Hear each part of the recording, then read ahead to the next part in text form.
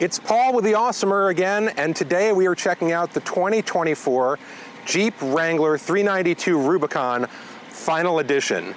This thing is a beast. It's got a 6.4 liter V8 HEMI engine under the hood. Let's take a look. Our vehicle here is painted in a gorgeous hydro blue pearl coat finish, and then it has the special Final Edition, 392 Final Edition graphics here with bronze accents throughout. You'll see them on the trail rated badge, on the Jeep logo, and on the graphics on the special hood scoop as well. So let's take a look at the brawn of the operation here. This is a 6.4 liter HEMI V8 under the hood here. It's an impressive engine for sure. It puts out 470 horsepower and 470 pound-feet of torque. It's a naturally aspirated engine. It's connected to a 8-speed automatic transmission, and it will launch this thing from 0 to 60 in 4.5 seconds, and it can do a quarter mile in under 13 seconds, which is really impressive for a Wrangler.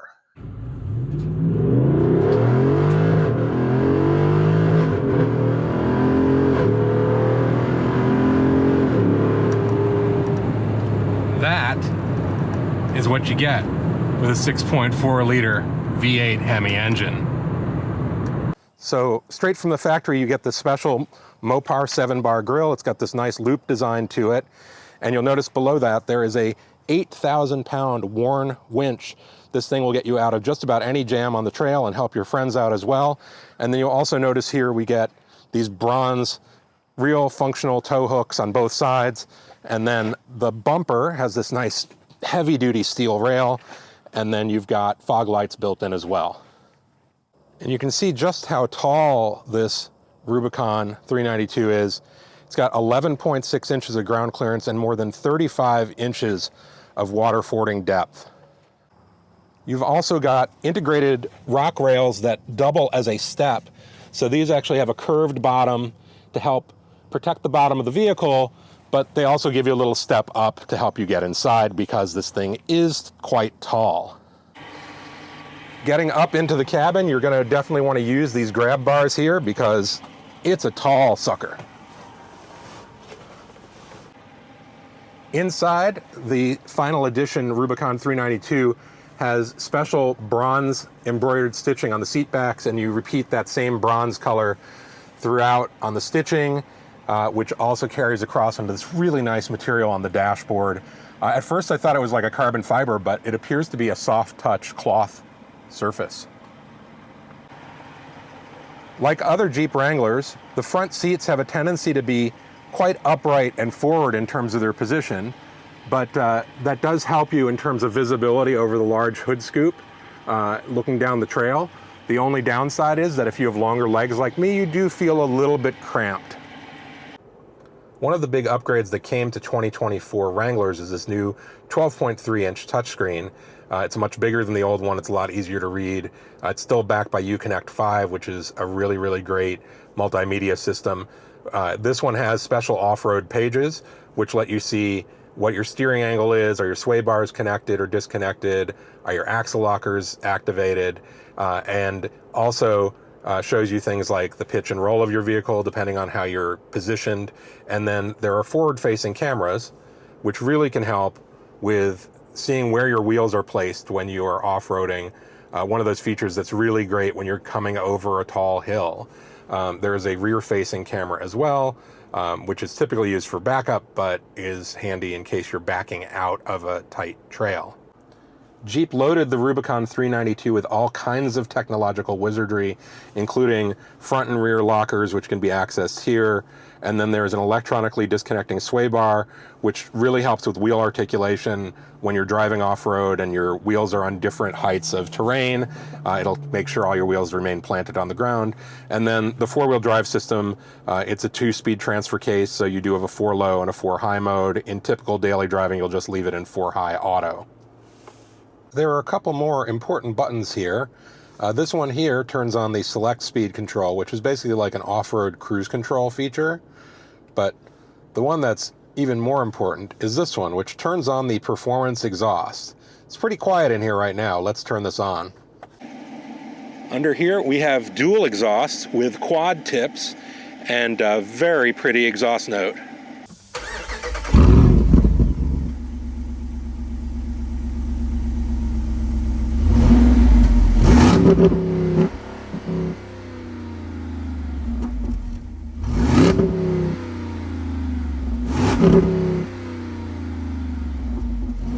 So why does this Jeep have a Gorilla on it? Because its windshield is made from Corning Gorilla Glass, the same stuff you find on an iPhone, that is going to help protect the windshield from chips and scratches. While most Jeep Wranglers come with a removable soft top or hard top, this one got the power sky roof. This is really awesome because you can open the whole roof just like a convertible with the push of a button, and the entire roof opens up. All you've got is a couple of support bars just for safety, but this is going to bring light into the entire cabin and fresh air, and there's no messing around with panels and having to hide those or figure out where to store them. Now in the back seat here, you'll find that legroom's pretty good. I've got about 2 inches between my knee and the seat back where this cutout is. I'm 6 feet tall. I had the front seat set for somebody else who's 6 feet tall. And then there's excellent headroom back here, especially when you leave the roof open like this.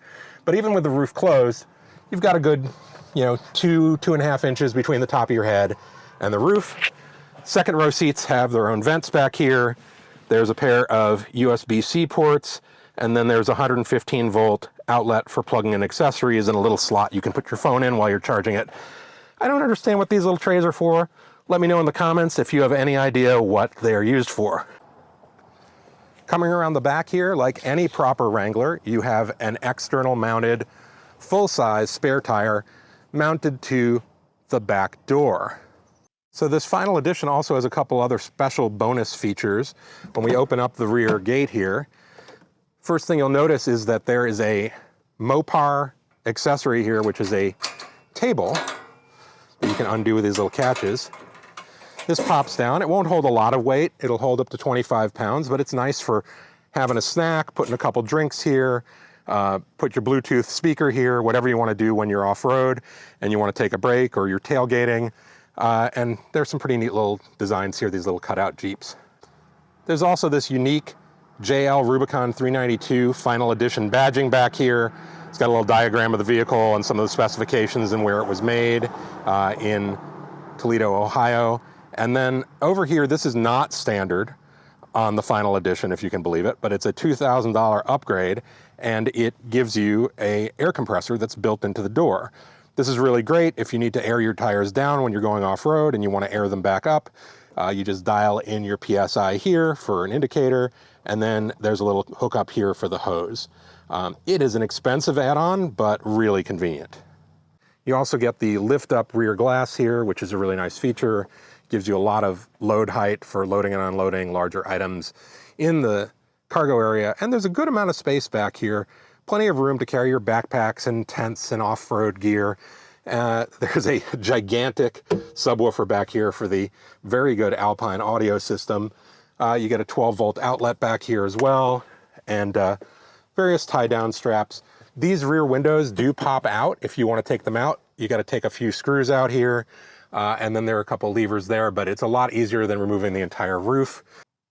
So another bonus you get for your $108,000 purchase is a 83-piece Jeep Performance Parts Toolkit. Comes packed in the back of the Rubicon 392. And inside of here you will find all manner of professional grade tools. You've got a hammer, wrenches, hex wrenches, sockets, and screwdrivers. So you've got everything you need to perform repairs. A small but thoughtful feature that I've always liked in the JL Wrangler is that they give you a spot to store screws when you're taking the doors off, taking the windshield down, and so you won't lose your screws because you can store them back here. This is under a lid that's inside of the cargo area. It is easy enough to fold the back seats down. You just flip this lever to flip down the headrest, and this other one, seat folds down relatively flat. And you can see that goes all the way through. we'll come around here and we will do the other seat, and we'll just see how much cargo space we have with the seats down. Flip our headrest, flip our seat, and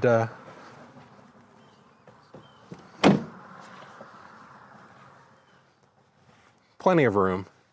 So if you are driving by yourself, there's actually probably enough room back here if you wanted to camp out overnight inside while you're overlanding. Put a nice twin-size mattress or inflatable back here, and you'll probably be pretty comfortable. Now here in Oklahoma, we don't have a lot of big rocky boulders and mountains to climb. More like dirt roads and a little bit of clay, maybe some uneven terrain like this. So I haven't really been able to put this Wrangler to the test in terms of its capabilities, but I will say this, it feels great. You know, I was surprised how well it handles going from off-road to on-road. It's a really nicely behaved suspension system. You know, here I am, I just came out of the dirt, I'm back on paved ground here, and everything just seems sorted, you know, and it's a little noisy, you know, that's to be expected from a Jeep, but at least here the noise is... There's a lot to love about the Jeep Wrangler Rubicon 392. This final edition is just loaded with every possible feature. It's capable, it'll take you anywhere, off-road, on-road. It looks great. It is packed with features. The only issue I have with it is that this vehicle that we're in right now is $108,000. That's a lot of money for a Wrangler when you put it in perspective. Even the base Rubicon 392 is $91,000, so you're talking about almost $20,000 more for this one. Granted, $4,000 of that is this roof, another $2,000 of that is in the back there. We have the air compressor, so we do have a lot of bonus features going on here, but it's a great vehicle, and don't get me wrong, I love it. I would love to have one in my driveway. The thing is just amazing, and it just sounds so good. How can you not love this thing? You know, sign me up.